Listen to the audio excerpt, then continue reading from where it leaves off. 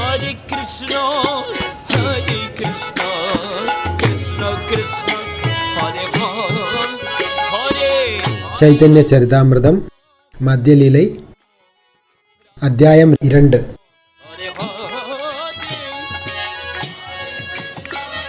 വിശ്ചേദേസ്മിൻ പ്രഭോർ അന്ത്യലീലാ സൂത്രാനുവർണ്ണനേ ഗൗരസ്യ കൃഷ്ണ വിശ്ചേദ பிரலாபாத்யனுவர்ணியதே. ஸ்ரீ சைதன்ய மகாபிரபுவின் லீலைகளுடைய இறுதி பகுதியினை சுருக்கமான வடிவில் வழங்கும் பொருட்டு இந்த அத்தியாயத்தில் கிருஷ்ணரின் பிரிவினால் ஏற்படக்கூடிய பைத்தியக்காரத்தனம் முதலிய பகவானின் தெய்வீக பரவசத்தினை விளக்க உள்ளேன்.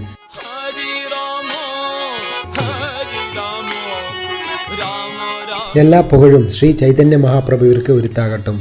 எல்லா புகழும் நித்யானந்த பிரபுவிற்கு உரித்தாகட்டும். எல்லா புகழும் அத்வைத சந்திரருக்கு உரித்தாகட்டும். எல்லா புகழும் கௌர பக்தர்கள் அனைவருக்கும் உரித்தாகட்டும்.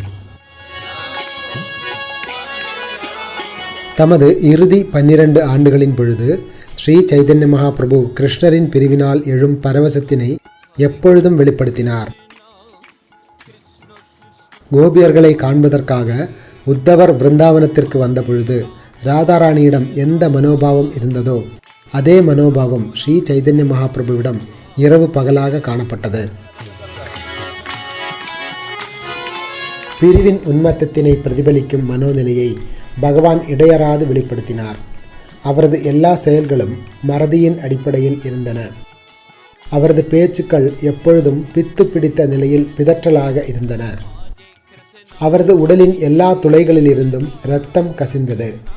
எல்லா பற்களும் தளர்ந்து போயின. ஒரு தருணத்தில் அவரது முழு உடலும் ஒட்டி போனது. மற்றொரு தருணத்தில் முழு உடலும் ஊதி போனது. முற்றத்திற்கு பின்னால் உள்ள சிறிய அறை கம்பீரா எனப்படுகிறது. ஸ்ரீ சைதன்ய மகாபிரபு அந்த அறையில் வசிப்பது வழக்கம்.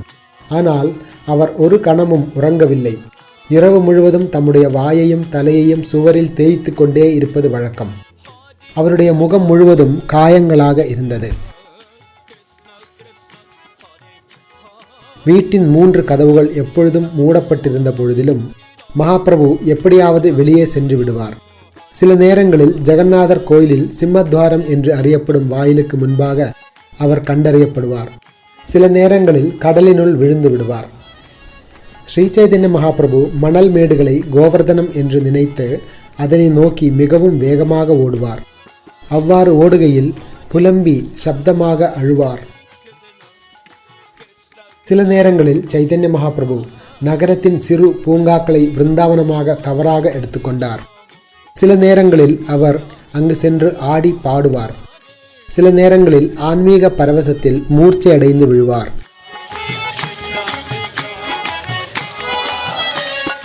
தெய்வீக உணர்ச்சிகளினால் உடலில் ஏற்பட்ட அசாதாரணமான விகாரங்கள் மகாபிரபுவை தவிர வேறு யாருக்கும் ஒருபொழுதும் சாத்தியமல்ல. அவரது திருமேனியில் எல்லா விகாரங்களும் தோன்றின. அவருடைய கை கால்களின் முட்டுக்கள் சில நேரங்களில் 8 அங்குலம் பிரிந்து காணப்படும். சில நேரங்களில் வெறும் தோலினால் மட்டும் இணைக்கப்பட்டிருக்கும்.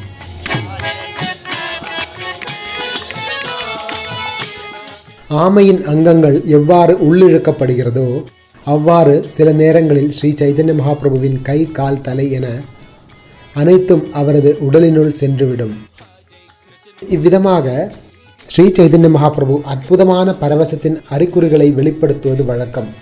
அவரது மனம் சூன்யமாக இருந்தது. அவரது வார்த்தைகளில் மன தளர்ச்சியும் ஏமாற்றமும் காணப்பட்டன. ஸ்ரீ சைதன்ய மகாபிரபு தமது மனதை இவ்விதமாக வெளிப்படுத்துவது வழக்கம். புல்லாங்குழலை ஊதும் என் பிராணநாதர் எங்கே? நான் தற்போது என்ன செய்வேன்? மகாராஜா நந்தரின் மகனை காண நான் எங்கு செல்வேன்? நான் யாரிடம் பேசுவேன்? என்னுடைய விரக்தியை யார் புரிந்து கொள்வார்? நந்த மகாராஜரின் மகனின்றி எனது இதயம் உடைகிறது. இவ்விதமாக ஸ்ரீ சைதன்ய மகாபிரபு எப்பொழுதும் குழப்பமுற்று கிருஷ்ண விரகத்தில் புலம்பிக் கொண்டிருந்தார். அச்சமயங்களில் ஜெகநாத வல்லப நாடகா என்று அறியப்படும் ராமானந்தராயரின் நாடகத்திலிருந்து அவர் ஸ்லோகங்களை உச்சரிப்பது வழக்கம். பின்வருவது ராமானந்தராயரின் ஜெகநாத வல்லப நாடகத்தில் இருந்து வருவது. ஸ்ரீமதி ராதாராணி இவ்வாறு புலம்புவது வழக்கம். அன்பு பரிமாற்றங்களின் பொழுது ஏற்பட்ட காயத்தினால் நாங்கள் துன்புறுவதை எங்களுடைய கிருஷ்ணர் உணர்வதில்லை. நாங்கள் உண்மையில் காதலினால் தவறாக உபயோகிக்கப்பட்டுள்ளோம். ஏனெனில் எங்கு தாக்க வேண்டும் எங்கு தாக்கக்கூடாது என்பதை காதல் அறிவதில்லை. துளியும் வலுவற்ற எங்களுடைய நிலையை மன்மதன் கூட அறிவதில்லை. நான் யாரிடம் என்ன சொல்வேன்? யாராலும் மற்றவரின் கஷ்டங்களை புரிந்து கொள்ள முடியாது.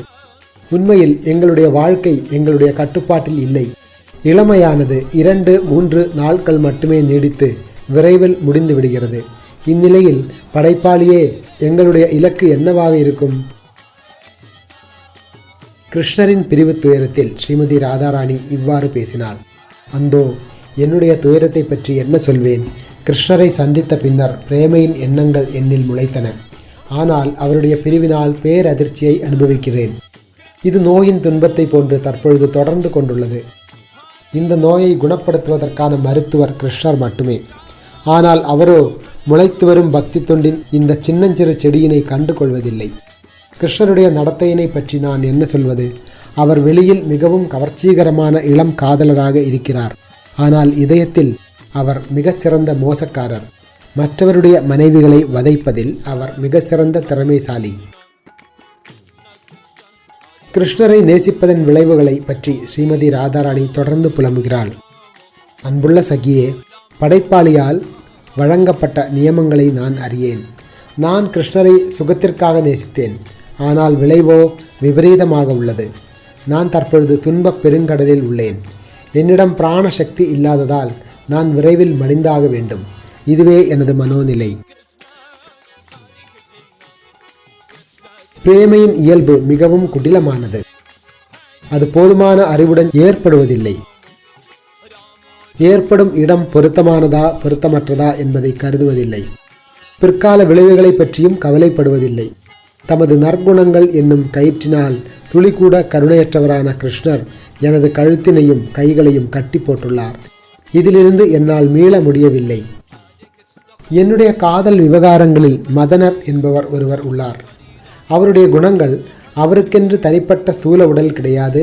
இருந்தும் மற்றவர்களுக்கு வேதனை கொடுப்பதில் அவர் மிகுந்த திறமைசாலி. அவரிடம் 5 அம்புகள் உள்ளன.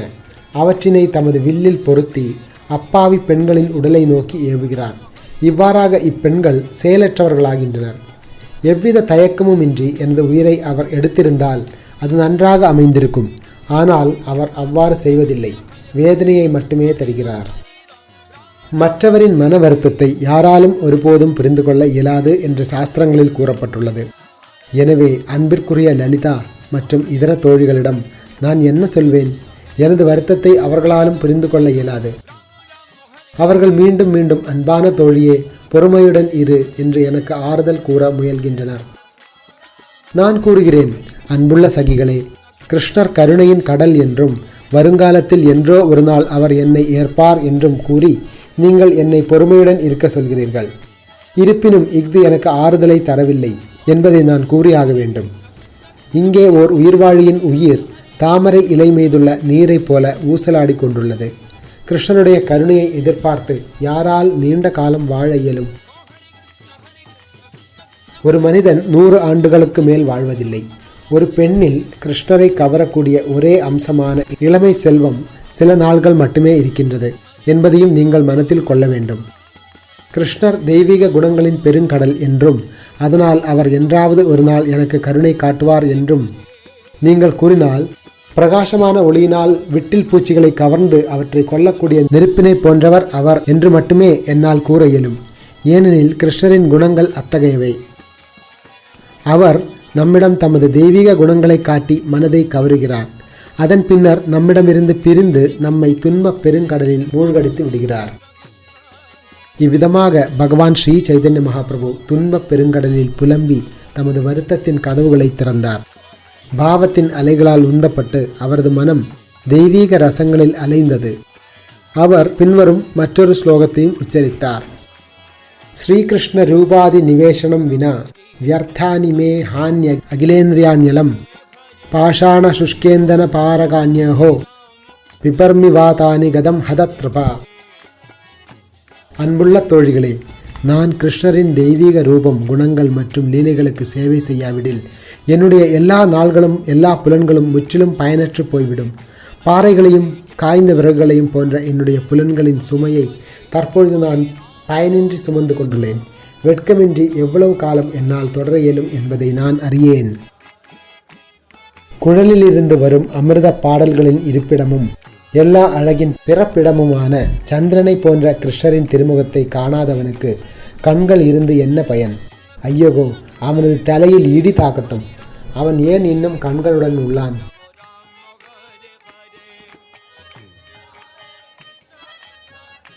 அன்புள்ள சகிகளே, அன்பு கூர்ந்து நான் சொல்வதை கேளுங்கள். நான் விதியின் பலம் முழுவதையும் இழந்துவிட்டேன். கிருஷ்ணர் இல்லாமல் என்னுடைய உடல், உணர்வு, மனம், புலன்கள் என அனைத்தும் உபயோகமற்றவை. கிருஷ்ணரை பற்றிய விஷயங்கள் அமிர்த அலைகளை போன்றவை. அத்தகு அமிர்தம் ஒருவனின் காதினுள் நுழையாவிடில் அந்த காது உடைந்து போன சோழியில் உள்ள ஓட்டையை காட்டிலும் சிறந்ததல்ல. அத்தகைய காதானது எந்த உபயோகமும் இல்லாமல் படைக்கப்பட்டுள்ளது. பகவான் கிருஷ்ணரின் உதடுகளில் இருந்து வரும் அமிர்தமும் அவரது தெய்வீக குணங்களும் எல்லா அமிர்த சாரத்தின் சுவையினை மிஞ்சுகின்றன. அந்த அமிர்தத்தை சுவைப்பதில் எந்த பிழையும் இல்லை. ஒருவன் அதனை சுவைக்காவிடில் அவன் பிறந்த பின்னர் உடனடியாக மரணமடைய வேண்டும். அவனது நாவானது தவளையின் நாவை காட்டிலும் சிறந்ததல்ல என்று கருதப்பட வேண்டும். கிருஷ்ணரது உடலின் நறுமணத்தினை நுகராவிடில் ஒருவரது நாசித்துளைகள் கொல்லனின் துருத்தியை காட்டிலும் சிறந்தவை அல்ல. கிருஷ்ணனுடைய திருமேனியின் நறுமணமானது நீல தாமரையின் நறுமணத்துடன் கலந்த கஸ்தூரியின் நறுமணத்தை போன்றதாகும். உண்மையில் அத்தகு கலவைகள் கிருஷ்ணரது உடலிலிருந்து வரும் நறுமணத்தினால் தோற்கடிக்கப்படுகின்றன. கிருஷ்ணரது உள்ளங்கையும் அடிப்பாதமும் மிகுந்த குளிர்ச்சியையும் இன்பத்தையும் தருபவை. அவற்றினை கோடிக்கணக்கான சந்திரன்களின் ஒளியுடன் மட்டுமே ஒப்பிட இயலும். அத்தகு கரத்தையும் பாதத்தையும் தீண்டியவன் உண்மையில் சிந்தாமணி கல்லின் விளைவை சுவைத்துள்ளான். அவற்றை தீண்டாதோரின் வாழ்க்கை வீணாகிறது. அவர்களது உடல் இரும்பிற்கு சமமானதாகும். இவ்விதமாக புலம்பிய ஸ்ரீ சைதன்ய மகாபிரபு தமது இதயத்தில் சோகத்தின் கதவுகளை திறந்தார். வருத்தம், பணிவு மற்றும் ஏமாற்றத்துடன் ஒரு ஸ்லோகத்தினை மீண்டும் மீண்டும் தளர்ந்த இதயத்துடன் உச்சரித்தார். அந்த ஸ்லோகம் ராமானந்தராயரின் ஜெகநாத வல்லப நாடகத்தில் ஸ்ரீமதி ராதாரணியால் பேசப்பட்டதாகும். அதன் பொருள் பின்வருமாறு: ஏதேனும் ஒரு வாய்ப்பினால் கிருஷ்ணனுடைய தெய்வீக ரூபம் என்னுடைய பார்வையின் பாதைக்கு வருமானால் அடிக்கப்பட்டு காயமுற்று கிடக்கும் எனது இதயம் இன்பமே உருவான மன்மதனால் திருடப்பட்டுவிடும். ஏனெனில் கிருஷ்ணனுடைய அழகிய ரூபத்தினை இதயம் திருப்தி அடையும் அளவிற்கு என்னால் காண முடியாமல் போய்விட்டது. அவரது ரூபத்தினை நான் எப்பொழுது மீண்டும் காண்பேனோ அப்பொழுது காலத்தின் அப்பகுதிகளை பல்வேறு ரத்னங்களால் அலங்கரிப்பேன். குழலுடன் கூடிய கிருஷ்ணரின் திருமுகத்தை காணும் வாய்ப்பை எப்பொழுதெல்லாம் நான் பெற்றேனோ அதனை கனவில் பெற்றாலும் கூட அப்பொழுதெல்லாம் ஆனந்தம், மன்மதன் என்னும் 2 எதிரிகள் எனக்கு முன்பாக தோன்றுகின்றனர். அவர்கள் என் மனதை திருடிவிட்டதால் என்னால் எனது கண்கள் பூரண திருப்தி அடையும் அளவிற்கு கிருஷ்ணரின் திருமுகத்தை காண இயலவில்லை. ஏதேனும் ஒரு வாய்ப்பினால் கிருஷ்ணரை மீண்டும் காணக்கூடிய தருணம் எனக்கு வந்தால் அப்பொழுது நான் அந்த வினாடிகளை, கணங்களை, மணி நேரத்தை மலர் மாலை, சந்தனம் மற்றும் எல்லாவிதமான ரத்தினங்களாலும் ஆபரணங்களாலும் அலங்கரித்து வழிபடுவேன். ஒரு தருணத்தில் ஸ்ரீ சைதன்ய மகாபிரபு வெளிப்புற உணர்வை திரும்ப பெற்று தமக்கு முன்பாக இருந்த இருவரிடம் வினவினார். நான் உணர்வுடன் உள்ளேனா? எத்தகைய கனவை கண்டு கொண்டிருந்தேன்? பித்தத்தில் என்ன பேசினேன்? பணிவின் உணர்ச்சிகளில் எதையேனும் பேச கேட்டீர்களா? ஸ்ரீ சைதன்ய மகாபிரபு தொடர்ந்தார். அன்புள்ள நண்பர்களே, எனது உயிர் மூச்சு நீங்களே என்பதால் கிருஷ்ண பிரேமியின் செல்வமின்றி எனது வாழ்க்கை வறுமையினால் பாதிக்கப்பட்டுள்ளது என்பதை உங்களுக்கு தெரியப்படுத்துகிறேன். எனது அங்கங்களும் புலன்களும் பயனற்றவை. அவர் மீண்டும் ஸ்வரூப தாமோதரரையும் ராமானந்தராயரையும் அழைத்து தளர்ந்த மனத்துடன் பேசினார். ஐயகோ நண்பர்களே, எனது இதயத்தில் இருப்பதை உங்களால் தற்பொழுது நிச்சயமாக தெரிந்து கொள்ள இயலும். எனது இதயத்தினை அறிந்த பிறகு நான் சரியா தவறா என்பதை நீங்கள் தீர்மானிக்க வேண்டும். உங்களால் இது குறித்து சரியாக பேச இயலும். இவ்வாறு கூறி ஸ்ரீ சைதன்ய மகாபிரபு மற்றொரு ஸ்லோகத்தினை உச்சரிக்கத் தொடங்கினார். இந்த ஸ்லோகத்தின் பொருளானது, ஏமாற்றும் தன்மையில்லாத கிருஷ்ண பிரேமை இந்த ஜட உலகில் சாத்தியமில்லை. அத்தகு பிரேமை இருக்குமானால் அங்கே பிரிவு இருக்க முடியாது. அங்கே பிரிவு இருந்தால் ஒருவர் எவ்வாறு வாழ இயலும்? தூய கிருஷ்ண பிரேமையானது ஜம்பு நதியிலிருந்து வரும் தங்கத்தை போன்றதாகும். அது மனித சமுதாயத்தில் இருப்பதில்லை. அஃது இருக்குமானால் அங்கே பிரிவு இருக்க முடியாது. அங்கே பிரிவு இருக்குமானால் ஒருவனால் வாழ இயலாது. இவ்வாறு பேசிய ஸ்ரீமதி சச்சி மாதாவின் மகன் மற்றொரு அற்புதமான ஸ்லோகத்தினை உச்சரித்தார். ராமானந்தராயரும் சொரூப தாமோதரரும் அந்த ஸ்லோகத்தினை முழு கவனத்துடன் கேட்டனர். ஸ்ரீ சைதன்ய மகாபிரபு கூறினார், எனது இதயத்தின் செயல்களை வெளிப்படுத்துவதில் வெட்கமடைகிறேன். இருப்பினும் எல்லா வழக்கங்களையும் ஓரமாக வைத்துவிட்டு நான் இதயத்திலிருந்து பேசுகிறேன். அன்பு கூர்ந்து கேளுங்கள். அந்த ஸ்லோகத்தின் பொருளாவது, ஸ்ரீ சைதன்ய மகாபிரபு தொடர்ந்தார், அன்புள்ள நண்பர்களே, என்னுடைய இதயத்தில் துளியளவு பிரேமை கூட இல்லை.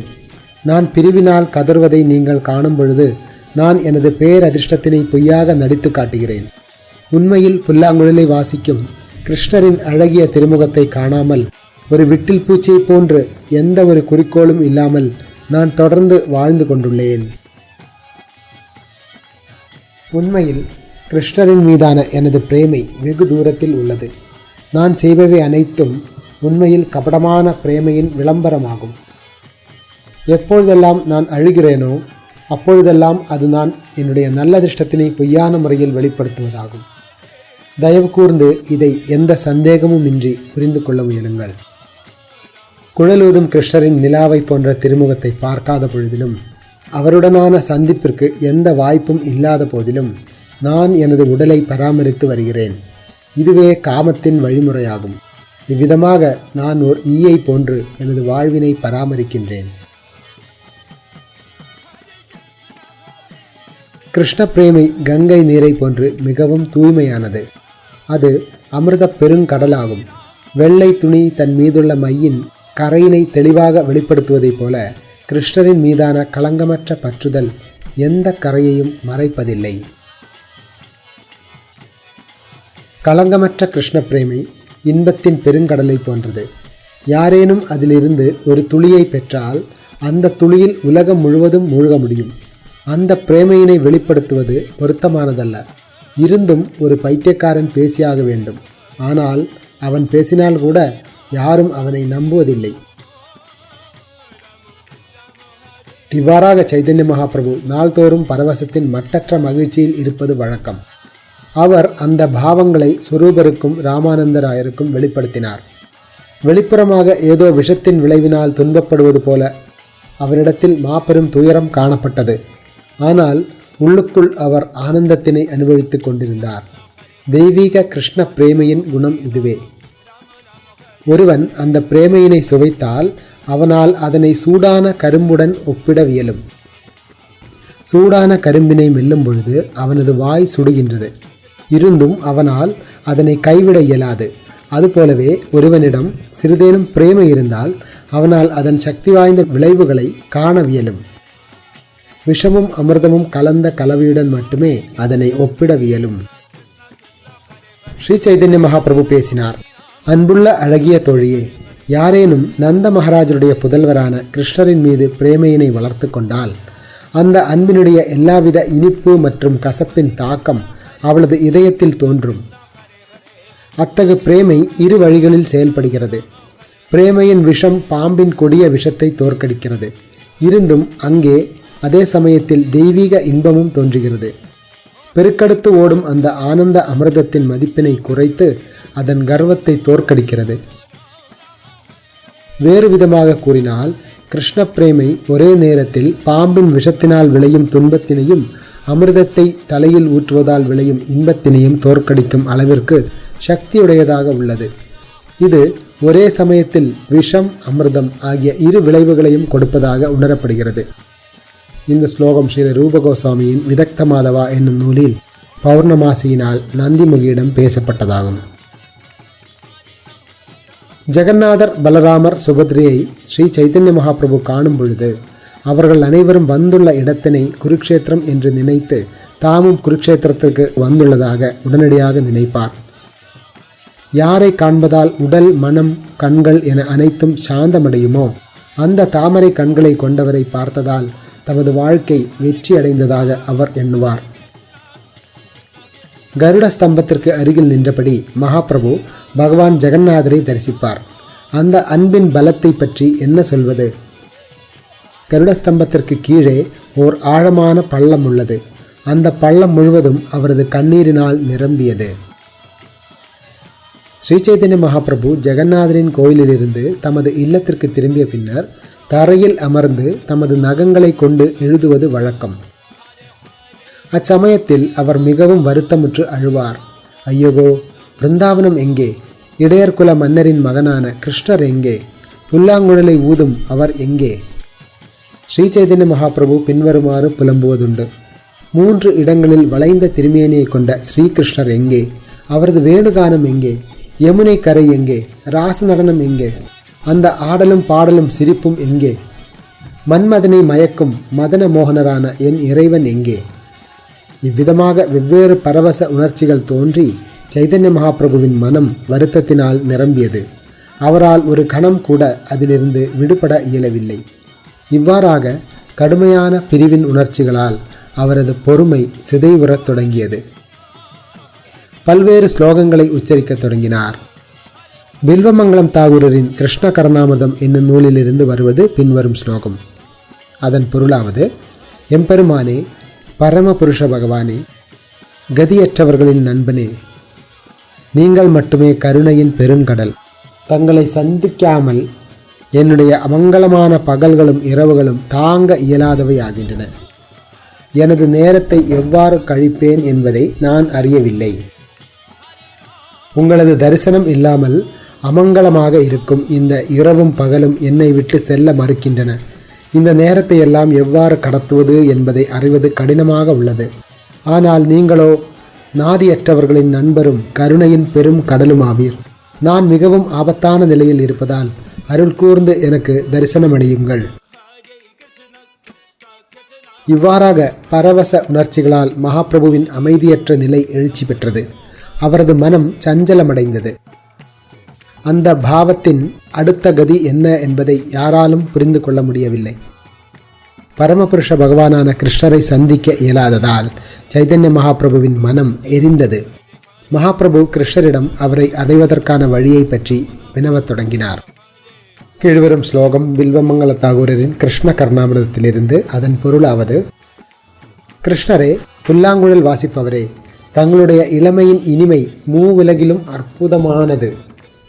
நீங்கள் எனது ஸ்திரமற்ற நிலையினை அறிவீர். நானும் தங்களுடைய நிலையினை அறிவேன். வேறு யாரும் இதை பற்றி அறியார். நான் தங்களுடைய கவர்ச்சிகரமான அழகிய திருமுகத்தை ஏதேனும் ஒரு தனிமையான இடத்தில் காண விரும்புகிறேன். ஆனால் அதை எவ்வாறு அடைவது? அன்புள்ள கிருஷ்ணரே, தங்களுடைய அழகிய அங்கங்களின் பலத்தையும் அவற்றினால் ஏற்பட்டுள்ள என்னுடைய ஸ்திரமற்ற நிலையையும் நீங்களும் நானும் மட்டுமே அறிவோம். தற்பொழுது இதுவே என்னுடைய நிலை. என்னை என்ன செய்வது, எங்கு செல்வது என்பதை அறியேன். நான் உங்களை எங்கே காண்பேன்? எனக்கு வழிகாட்டும்படி தங்களை வேண்டுகிறேன். பலதரப்பட்ட பாவங்களின் காரணத்தினால் மனதில் முரண்பாடான நிலைகள் தோன்றின. அதன் விளைவாக பலதரப்பட்ட பாவங்களுக்கு மத்தியில் பெரும் போர் ஏற்பட்டது. ஏக்கம், திமிர், பணிவு, கோபம், பொறுமையின்மை முதலியவை படை வீரர்களைப் போல சண்டையிடுகின்றன. பிரேமையின் உன்மத்தமே இதற்கு காரணமாகும். மகாபிரபுவின் திருமேனியானது பரவசம் கொண்ட மத யானைகள் நுழைந்த கரும்பு தோட்டத்தை போன்று இருந்தது. யானைகளுக்கு மத்தியில் சண்டை நிகழ்ந்ததால் ஒட்டுமொத்த கரும்பு தோட்டமும் மிதித்து அழிக்கப்பட்டது. இதனால் மகாபிரபுவின் உடலில் தெய்வீக உன்மத்தம் எழுப்பப்பட்டது. அவர் தமது மனதிலும் உடலிலும் சோர்வை உணர்ந்தார். இந்த பாவத்தில் அவர் பின்வருமாறு பேசத் தொடங்கினார். ஹே தேவா, ஹே தைதா, ஹே புவனைக பந்து, ஹே கிருஷ்ணா, ஹே சபலா, ஹே கருணைக சிந்து, ஹே நாதா, ஹே ரமணா, ஹே நயனாபிராமா, ஹாஹா கதானு பவிதாசி பதம் திருஷோர்மே. தேவரே, பிரியமானவரே, உலகத்தின் ஒரே நண்பரே, கிருஷ்ணரே, அமைதியற்றவரே, கருணையின் ஒரே கடலே, என் நாதரே, என்னை அனுபவிப்பவரே, எனது கண்களுக்கு பிரியமானவரே, ஐயகோ, நீங்கள் எப்பொழுது எனக்கு மீண்டும் காட்சியளிப்பீர்? உன்மத்தத்தின் அறிகுறிகள் கிருஷ்ணரை நினைப்பதற்கு உத்வேகமாக சேவை செய்கின்றன. அன்பு, இகழ்ச்சி, அவதூறான சொற்கள், கர்வம், மரியாதை, மறைமுகமான பிரார்த்தனை ஆகியவை பாவத்தினால் எழுகின்றன. இதனால் ஸ்ரீகிருஷ்ணர் சில நேரங்களில் நிந்திக்கப்படுகிறார், சில நேரங்களில் கௌரவிக்கப்படுகிறார். ராதாராணியின் மனோபாவத்தில் ஸ்ரீ சைதன்ய மகாபிரபு கிருஷ்ணரை அழைக்கிறார். அன்புள்ள இறைவனே, நீங்கள் உங்களது கிரீடைகளில் ஈடுபட்டுள்ளீர். பிரபஞ்சத்திலுள்ள எல்லா பெண்களையும் உங்களது விருப்பப்படி உபயோகிக்கின்றீர். நீங்கள் என் மீது மிகவும் கருணை கொண்டுள்ளீர். நீங்கள் என் முன் தோன்றியிருப்பது என்னுடைய பாக்கியம். அருள் கூர்ந்து உங்களுடைய கவனத்தை என்னை நோக்கி திருப்புங்கள். எம்பெருமானே, நீங்கள் பிரபஞ்சத்திலுள்ள எல்லா பெண்களையும் கவருகிறீர். அவர்கள் தோன்றும் பொழுது அவர்கள் அனைவரையும் நீங்கள் அனுசரித்துக் கொள்கிறீர்கள். நீங்கள் பகவான் கிருஷ்ணர். உங்களால் அனைவரையும் கவர இயலும். ஆனால் மொத்தமாக பார்த்தால் நீங்கள் ஒரு பெண் பித்தர் மட்டுமே. உங்களை யார் மதிப்பார்கள்? அன்புள்ள கிருஷ்ணரே, உங்களுடைய மனம் எப்பொழுதும் அமைதியின்றி உள்ளது. உங்களால் ஓரிடத்தில் நிலையாக இருக்க முடியாது. ஆனால் அது உங்களுடைய பிழை அல்ல. நீங்கள் உண்மையில் கருணை கடல், என் இதய நண்பர். எனவே உங்கள் மீது கோபம் கொள்ள என்னிடம் எந்த காரணமும் இல்லை. எம்பெருமானே, விருந்தாவனத்தின் உயிரும் நாதரும் நீங்களே. தயை கூர்ந்து விருந்தாவனத்தை விடுவிப்பதற்கு ஏற்பாடு செய்யுங்கள். எங்களது பல்வேறு செயல்களுக்கு மத்தியில் எங்களுக்கு ஓய்வு நேரங்கள் இல்லை. உண்மையில் நீங்களே என்னை அனுபவிப்பவர். நீங்கள் எனக்கு இன்பத்தை கொடுப்பதற்காகவே தோன்றியுள்ளீர். இஃது உங்களுடைய திறமை வாய்ந்த செயல்களில் ஒன்றாகும். என்னுடைய வார்த்தைகளை நிந்தனையாக எடுத்துக்கொண்ட பகவான் ஸ்ரீகிருஷ்ணர் என்னை விட்டு விலகிவிட்டார். அவர் சென்று விட்டதை நான் அறிவேன். ஆயினும் புகழ்ந்து பேசும் என்னுடைய பிரார்த்தனைகளை தயை கூர்ந்து கேளுங்கள். நீங்களே எனது கண்களுக்கு திருப்தி அளிப்பவர்.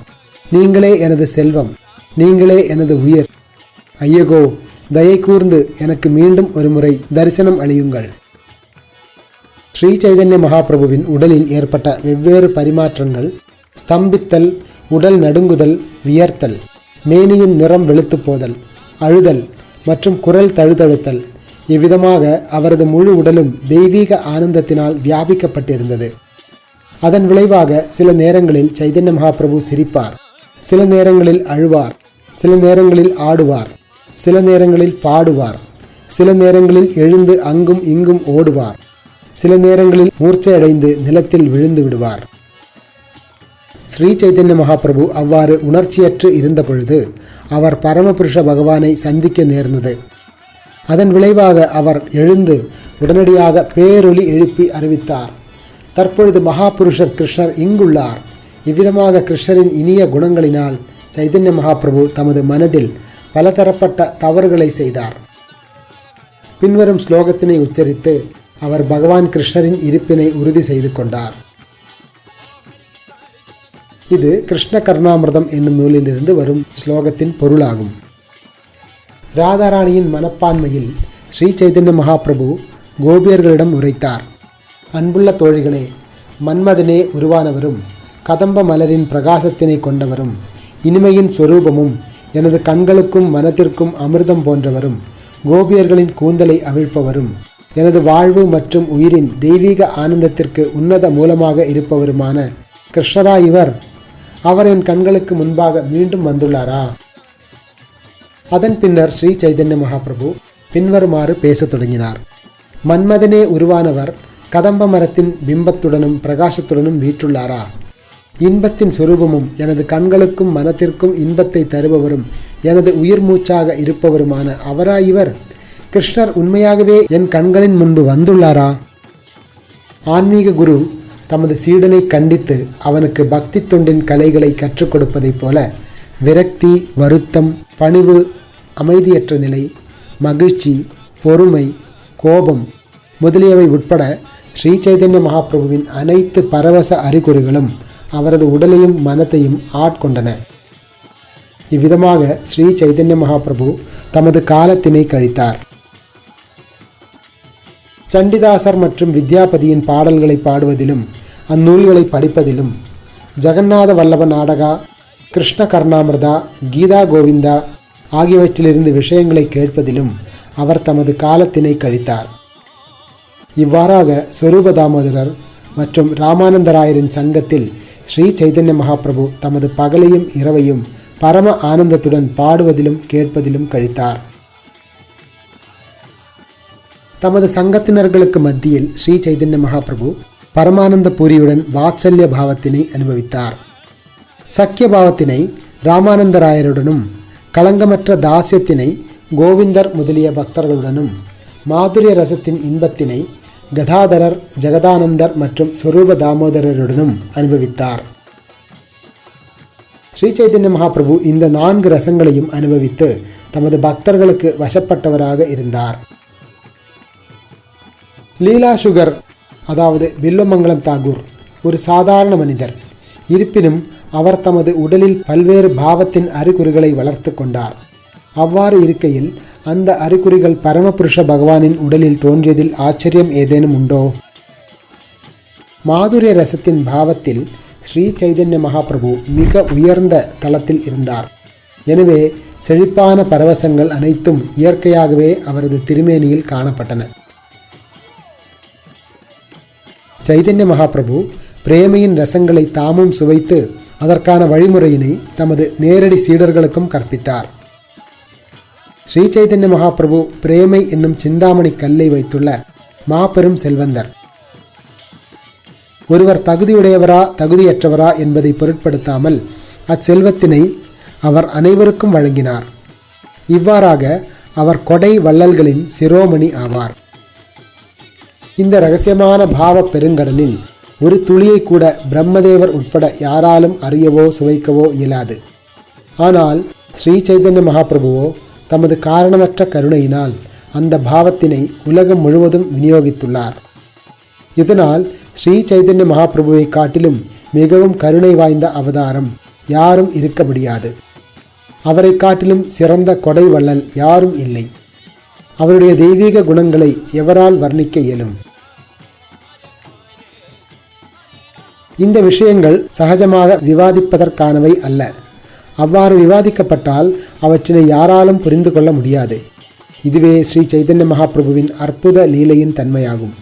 யார் ஒருவருக்கு ஸ்ரீ சைதன்ய மகாபிரபு தமது சொந்த சேவகருடைய சேவகரின் சங்கத்தினை வழங்கி கருணை காட்டுகிறாரோ அவரால் மட்டுமே இதனை புரிந்து கொள்ள முடியும். ஸ்ரீ சைதன்ய மகாபிரபுவின் லீலைகள் இரத்தினங்களின் சாரமாகும். அவை சொரூப தாமோதர கோஸ்வாமி என்னும் கிடங்கில் வைக்கப்பட்டிருந்தன. அவர் அவற்றினை ரகுநாததாச கோஸ்வாமிக்கு விளக்கினார். ரகுநாதர் எனக்கு உரைத்தார். ரகுநாததாச கோஸ்வாமியிடமிருந்து கொஞ்சமாக நான் என்னவெல்லாம் கேட்டேனோ அவற்றை இந்நூலில் நான் விளக்கியுள்ளேன். இஃது அனைத்தும் பக்தர்களுக்கு பரிசாக வழங்கப்படுகின்றது. ஸ்ரீ சைதன்ய சரிதாமிர்தம் முற்றிலும் சம்ஸ்கிருத ஸ்லோகங்களால் நிரம்பியுள்ளது என்றும் அதனால் இதனை சாதாரண மனிதனால் புரிந்து கொள்ள இயலாது என்றும் யாரேனும் கூறினால் நான் விளக்கியுள்ளவை ஸ்ரீ சைதன்ய மகாபிரபுவின் லீலைகள் என்றும் என்னால் அனைவரையும் திருப்தி செய்ய இயலாது என்றும் நான் பதிலளிக்கின்றேன். சைதன்ய சரிதாமிர்தத்தில் எந்த ஒரு முரண்பாடான சித்தாந்தமும் கிடையாது. மற்றவர்களின் அபிப்பிராயங்களும் ஏற்கப்படுவதில்லை. நான் என் மூத்தவர்களிடமிருந்து செவியுற்ற எளிமையான விஷயங்களை அப்படியே இந்த நூலில் வழங்கியுள்ளேன். யாரேனும் ஒருவருடைய விருப்பு வெறுப்பில் நான் ஈடுபடுவேனேயானால் என்னால் எளிமையான உண்மையினை எழுத இயலாது. ஒருவனால் ஆரம்பத்தில் புரிந்து கொள்ள முடியாவிடனும் அவன் மீண்டும் மீண்டும் கேட்டால் சைதன்ய மகாபிரபுவின் லீலைகளின் அற்புத விளைவுகள் கிருஷ்ண பிரேமையினை கொண்டு வரும். படிப்படியாக ஒருவன் கிருஷ்ணருக்கும் கோபியர்களுக்கும் மற்றும் இதர விருந்தாவன வாசிகளுக்கும் இடையிலான அன்பு பரிமாற்றத்தினை புரிந்து கொள்ளும் நிலைக்கு வருவான். மிக உயர்ந்த நன்மையை பெறுவதற்காக மீண்டும் மீண்டும் தொடர்ந்து கேட்கும்படி ஒவ்வொருவரும் அறிவுறுத்தப்படுகிறார்கள். ஸ்ரீ சைதன்ய சரிதாமிர்தம் சம்ஸ்கிருத ஸ்லோகங்களால் நிரம்பியுள்ளது என்று குற்றம் சாட்டுபவர்களுக்கு ஸ்ரீமத் பாகவதம் மற்றும் ஸ்ரீமத் பாகவதத்தின் விளக்க உரைகள் கூட சம்ஸ்கிருத ஸ்லோகங்களினால் நிரம்பியுள்ளன என்று பதில் கூறலாம். அவ்வாறு இருப்பினும் ஸ்ரீமத் பாகவதம் அனைவராலும் புரிந்து கொள்ளப்படுகிறது. முன்னேறிய பக்தர்கள் சம்ஸ்கிருத வியாக்கியானங்களையும் படிக்கின்றனர். அவ்வாறு இருக்கையில் சைதன்ய சரிதாமிர்தத்தினை மக்களால் ஏன் புரிந்து கொள்ள முடியாது? இங்கே சில சம்ஸ்கிருத ஸ்லோகங்கள் மட்டுமே உள்ளன. அவையும் கூட உடனடியாக வங்காள மொழியில் விளக்கப்பட்டுள்ளன. இதனை புரிந்து கொள்வதில் என்ன சிரமம்?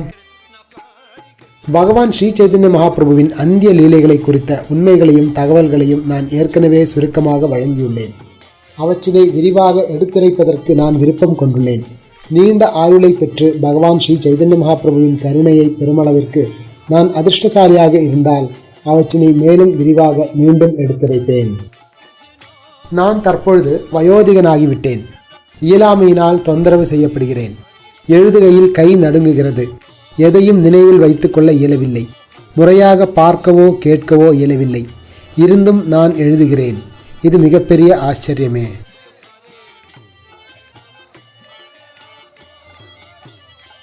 இந்த அத்தியாயத்தில் நான் சைதன்ய மகாபிரபுவின் அந்திய லீலையின் சாரத்தினை ஓரளவிற்கு விளக்கியுள்ளேன். ஒருவேளை நான் இந்நூலை நிறைவு செய்வதற்கு முன்பாக மடிந்து போய் அந்த லீலைகளை விரிவாக விளக்க இயலாமல் போனாலும் குறைந்தபட்சம் இந்த தெய்வீக பொக்கிஷமாவது பக்தர்களிடம் இருக்கும். இந்த அத்தியாயத்தில் நான் அந்திய லீலையினை சுருக்கமாக எடுத்துரைத்துள்ளேன். இங்கு விவரிக்கப்படாத விஷயங்களை வருங்காலத்தில் விரிவாக எடுத்துரைப்பேன். ஸ்ரீ சைதன்ய மகாபிரபுவின் கருணையினால் என்னுடைய விருப்பங்கள் பூர்த்தி செய்யும் அளவிற்கு நான் அதிகமான நாள்கள் வாழ முடிந்தால் அந்த லீலைகளுக்கு முழு கவனத்தையும் வழங்குவேன். முன்னேறிய பக்தர்கள், ஆரம்ப நிலை பக்தர்கள் என எல்லா தரப்பு பக்தர்களின் தாமரை திருவடிகளையும் நான் வழிபடுகிறேன். அவர்கள் அனைவரும் என் மீது திருப்தி கொள்ளும்படி வேண்டிக் கொள்கிறேன்.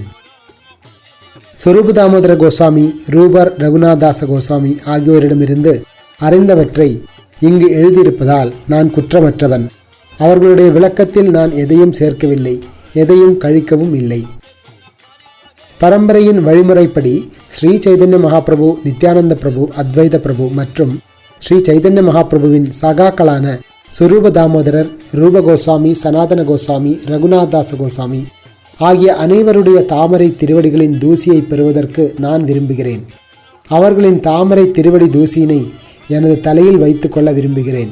இவ்விதமாக அவர்களின் கருணையினால் ஆசீர்வதிக்கப்பட விரும்புகிறேன்.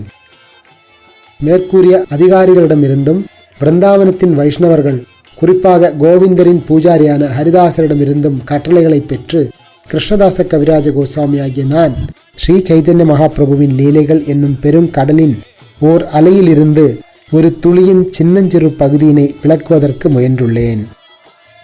பகவான் ஸ்ரீ சைதன்ய மகாபிரபுவின் பரவச தோற்றங்களை விளக்கக்கூடிய ஸ்ரீ சைதன்ய சரிதாமிர்தம் மத்திய லீலை 2வது அத்தியாயம் இத்துடன் நிறைவடைகின்றன.